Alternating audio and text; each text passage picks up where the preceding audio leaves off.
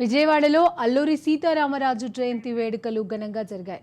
BJP రాష్ట్ర కార్యాలయంలో మన్యం వీరుడు చిత్రపటానికి బీజేపీ నాయకులు నివాళులను అర్పించి పుష్పాంజలి ఘటించారు. అనంతరం విప్లవ వీరుడు అల్లూరి పోరాటం నేటి యువతకు స్ఫూర్తిదాయకమని కొనియాడారు.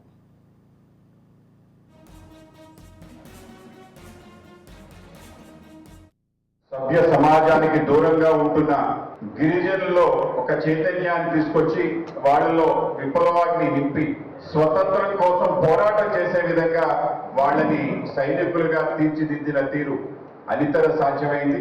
భారతదేశానికి స్వతంత్రం నవ్వుతూ తెల్లని పౌరాలు ఎగరేసి రాలేదు. అనేక మంది వీరుల యొక్క త్యాగ ఫలితంగా అనేక మంది నవ్వుతూ ఉరికంబానికి ఎక్కి బ్రిటిష్ తూటాకి బలి కావటం కారణంగా అనేక లక్షల మంది రక్తపు టేరుల మధ్య మనకి స్వతంత్రం వచ్చింది. అటువంటి ఒక విలువైన స్వతంత్రం దానికి ఎవరైతే వాళ్ళ యొక్క ప్రాణత్యాగం చేశారో వాళ్ళందరినీ కూడా స్మరించుకునే విధంగా అల్లూరి సీతారామరాజు మన ప్రాంతంలో పుట్టిన దేశవ్యాప్తంగా ప్రతి వ్యక్తికి ప్రతి భారతీయుడికి నిత్య స్మరణీయుడు.